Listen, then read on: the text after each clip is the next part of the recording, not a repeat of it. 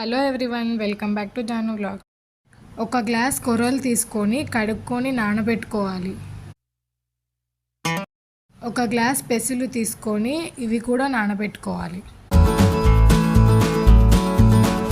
ఒక కుక్కర్ తీసుకొని దాంట్లో నెయ్యి కొంచెం నూనె కొంచెం వేసుకొని కాగనించాలి. దాంట్లో ఆవాలు, జీలకర్ర, మిరియాలు, శనగపప్పు అలాగే ఎర్రగడ్డలు వేసుకొని వేయించుకోవాలి. వేయించుకున్న తర్వాత పచ్చిమిర్చి అలాగే కరివేపాకు, టమాటా వేసుకొని దానికి తగినంత ఉప్పు వేసుకోవాలి. ముందుగా నానబెట్టుకున్న పెసరపప్పు, కొర్రలు వేసేసుకోవాలి.